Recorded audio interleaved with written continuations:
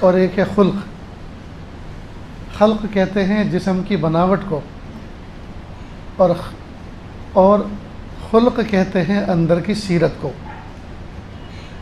ظاہری بناوٹ کو صورت کہتے ہیں اور باطن کی بناوٹ کو سیرت کہتے ہیں۔ ہم لوگ اس بات کی کوشش تو کرتے ہیں کہ ہماری صورت خوبصورت ہو، اس کے لیے جتنی کاسمیٹکس مل سکتی ہیں مارکیٹ میں اس کو حاصل کرنے کی کوشش کرتے ہیں، آن لائن ڈھونڈتے ہیں۔ اگر کوئی محلے کے اندر ماں بہنوں کے اندر کوئی خوبصورت ہو تو بہنیں اس سے پوچھتی ہیں تم کون سی کریم لگاتی ہو، اور اس سے پوچھ کے پتہ معلوم کر کے وہ حاصل کرتی ہیں۔ اور بہت سی ماں بہنیں ایسی ہیں کہ جو اپنی کریموں کو چھپا چھپا کے رکھتی ہیں کہ کوئی دوسرا نہ منگا لے، اس لیے کہ بس مجھے ہی اس کا پتہ ہونا چاہیے، میں ہی ون مین شو کی طرح ہونی چاہیے، میرا مقام ہی ایسا بلند ہو کہ میں ہی چمکوں۔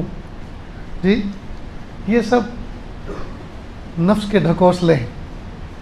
تو صورت بنانے کے لیے ہم بہت کوشش کرتے ہیں، محنت کرتے ہیں، لیکن سیرت بنانے کے لیے جو محنت ہونی چاہیے تھی وہ بالکل ندارد ہے۔ حالانکہ صورت سے زیادہ محنت تو سیرت پہ ہونی چاہیے تھی۔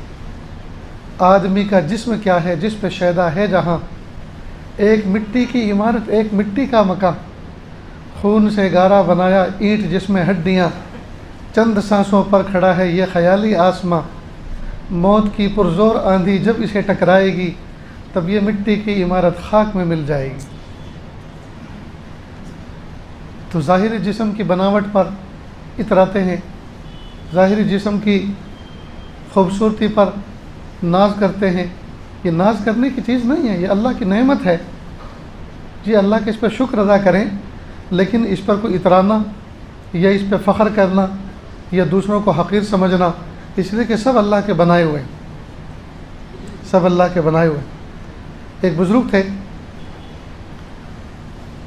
رنگ کے کالے تھے، چہرے پر کچھ داغ دھبے تھے، یعنی ان کی بناوٹ اور وضاقت ایسی تھی جو حسن کی تعریف میں داخل نہیں ہوتی تھی۔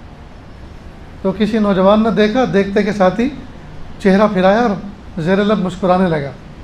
وہ سمجھ گئے، کہا بیٹا یہ بتاؤ کس پر ہنس رہے ہو، کمہار پر یا برتن پر؟ کمہار کہتے ہیں مٹی کے برتن بنانے والے کو۔ تو کہا کمہار پر ہنس رہے ہو یا برتن کی بناوٹ پر ہنس رہے ہو؟ میرا کمہار تو اللہ ہے، اللہ نے مجھے بنایا ہے، اور میں اللہ کے بنایا ہوا ظرف ہوں، برتن ہوں، تو کس پہ ہنس رہے ہو؟ بس یہ سنتے کے ساتھ ہی حیران ہوئے، یہ سنتے کے ساتھ ہی وہ نوجوان شرمندہ ہوا اور کہا مجھے معاف کر دیجیے۔ تو ایک ہے صورت اور ایک ہے سیرت۔ صورت ظاہر کی بناوٹ کو کہتے ہیں اور سیرت اندر کے اخلاق کو کہتے ہیں۔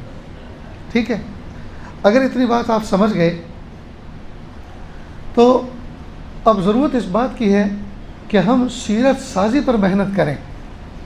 سیرت سازی پر، ظاہر کو بنانے پر تو بہت محنت کر لی، اب باطن کو بنانے پر، اس کو سنوارنے پر، اس کے سجانے پر محنت